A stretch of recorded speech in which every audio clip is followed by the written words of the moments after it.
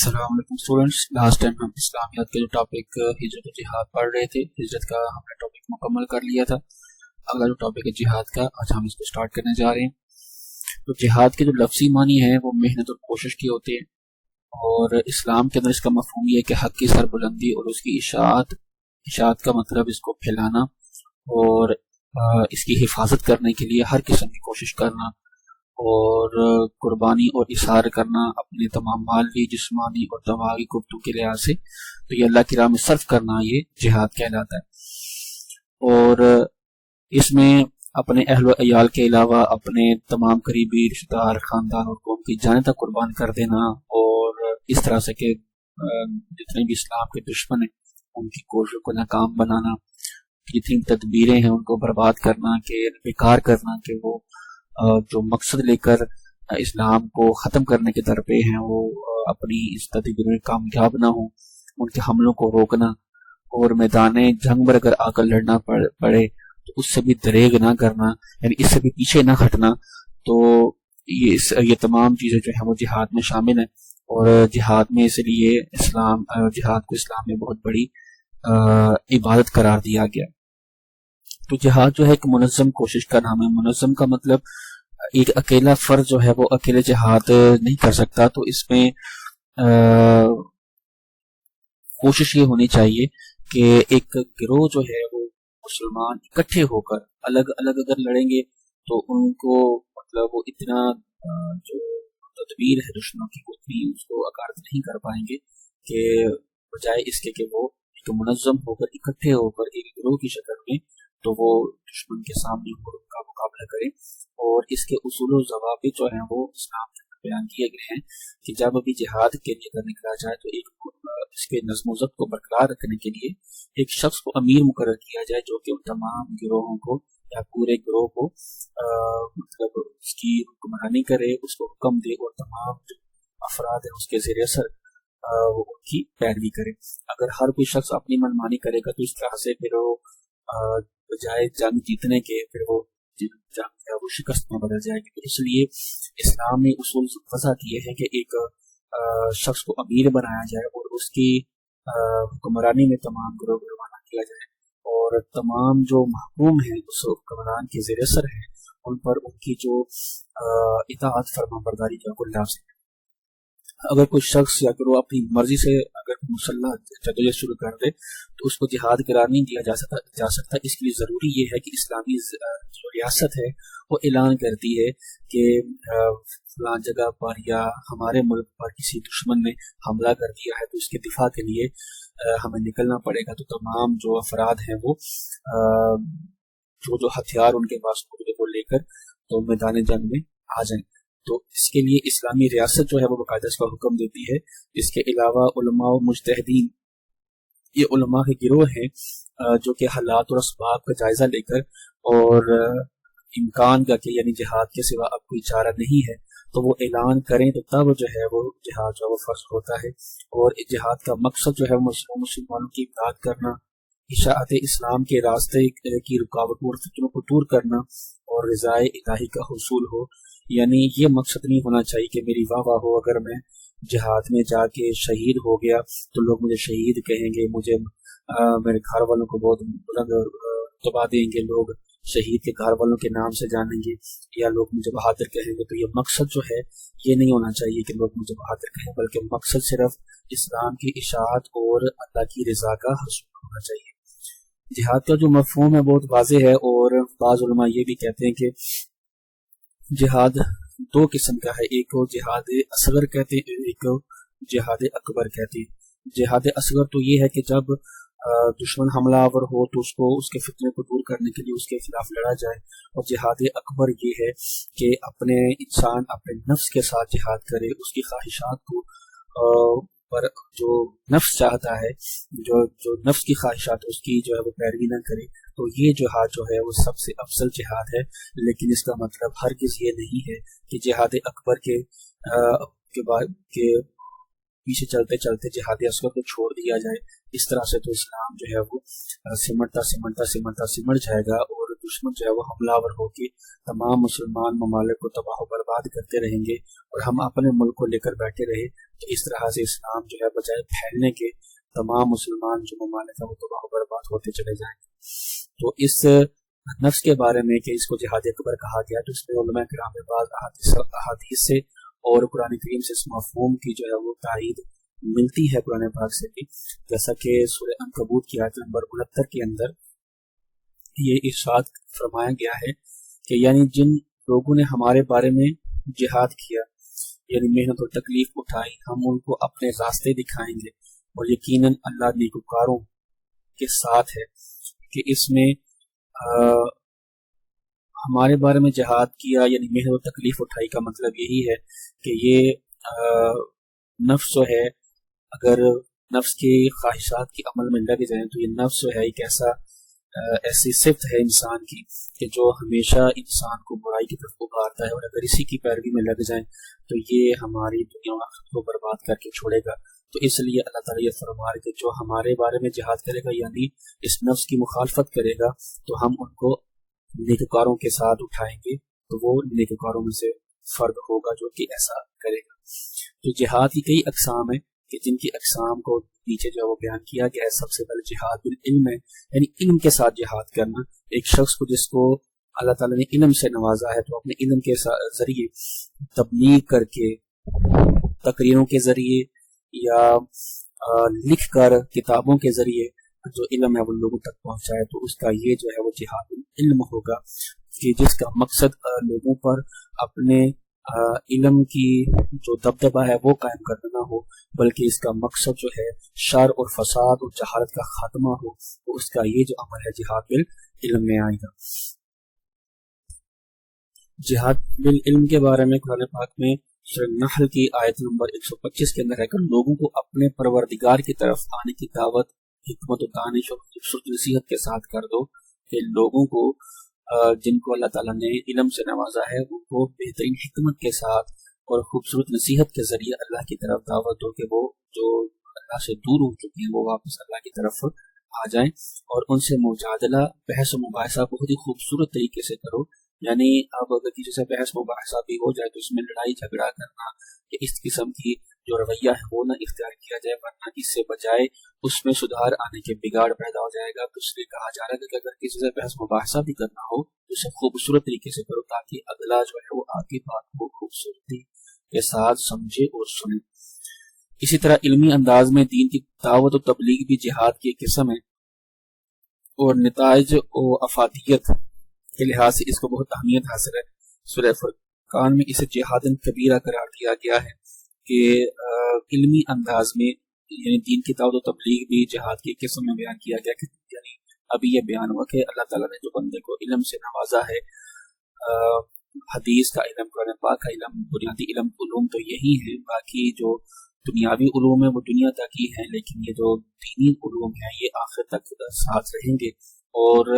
एक जो आलिम है वो दुनिया में भी और आखिरत में भी इसका बहुत बड़ा अजर है। तो इसको जिहाद की किस्म करार दिया गया जिसमें कि आलिम दीन जो है अपने इल्म के जरिए से इस्लाम की दावत और तबलीग करता है और लोगों को जो अल्लाह से दूर हो चुके उनको वापस अल्लाह की तरफ लेकर आता है। इसके बाद दूसरी किस्म जिहाद की जिहाद बिल माल है। जिहाद बिल माल का मतलब ये कि एक फर्द जो किसी वजह से अगर जिहाद में शिरकत ना कर सकता हो या शिरकत कर भी रहा हो लेकिन उसके अलावा वो अपने माल के जरिए से चीजें जो है वो फराहम करे उन लोगों को, मुसलमानों को जिनके पास हथियार खरीदने के लिए माल ना हो, तो उसका ये अमल जिहाद बिल माल में शुमार होगा। तो इसमें इसके बारे में इरशाद बारी ताला है कि जो लोग ईमान लाए और जिन्होंने हिजरत की और अल्लाह के रास्ते में अपनी मालों और जानों से जिहाद किया। यहाँ पर इस आयत में आप देखें तो यहाँ पर दो किस्म के जिहाद जो है वो जिक्र किए जा रहे हैं कि एक जिहाद मालों के जरिए और एक जिहाद जो है वो जानों के जरिए, यानी दोनों चीजें जो है वो जिहाद में शामिल है। कि जो लोग माजूर हैं वो खुद नहीं जा सकते तो उन्होंने माल पेश कर दिया, और कुछ ऐसे भी हैं कि जिन्हें जो खुद शामिल भी हुए लेकिन उसके अलावा उन्होंने माल भी पेश किया, तो उनका ये माल देना और जानों से जिहाद करना दोनों जिहाद के अंदर शामिल है, और ये अल्लाह के पास निहायत बुलंद मर्तबा पर फाइज है। اور جو لوگ مال کو اللہ کی راہ میں خرچ کرنے کے بجائے اس کی ذخیرہ اندوزی کرتے ہیں انہیں عذاب علیم کی خوشخبری دی گئی ہے۔ تو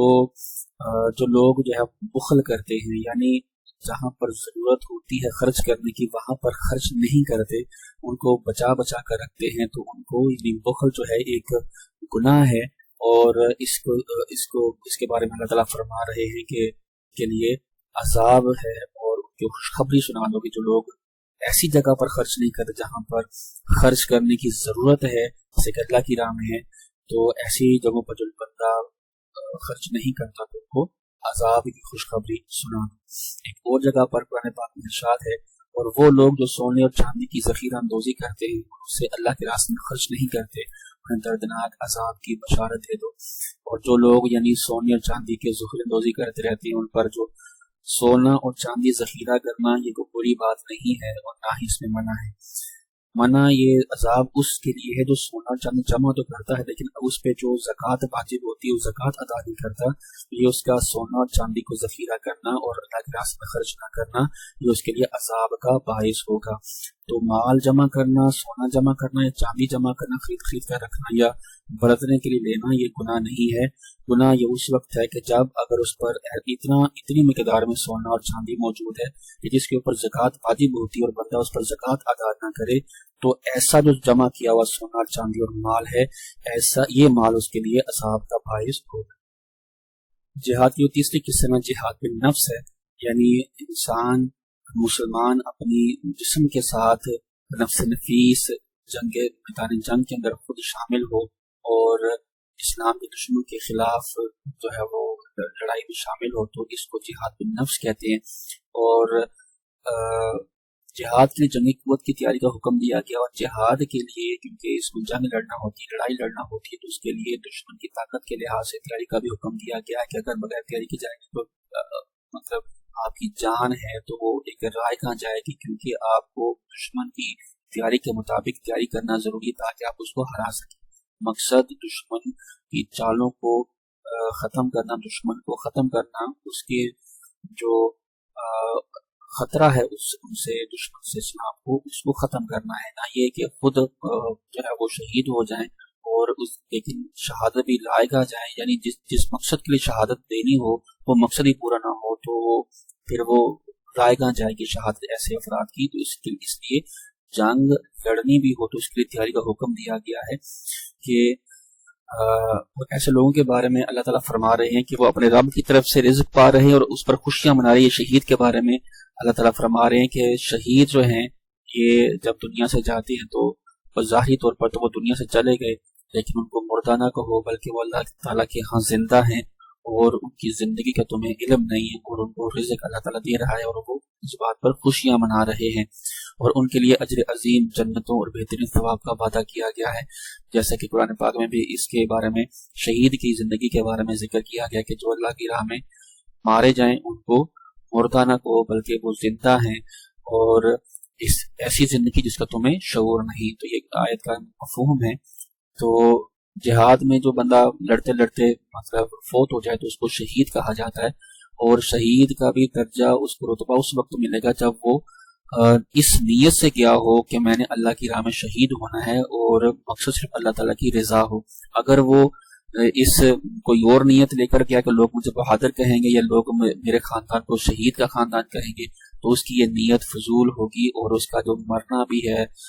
وہ شہید میں کے معنی میں نہیں آئے گا۔ اس لیے نیت کا بہت عمل دخل ہے، تو اس لیے جو بھی کام نہیں کیا جائے اس میں نیک جو نیتی ہے اس کو شامل کرنا بہت ضروری ہے، ورنہ وہ عمل چاہے کتنا ہی بڑا ہو وہ اس پر پھر کوئی اجر نہیں ملے گا۔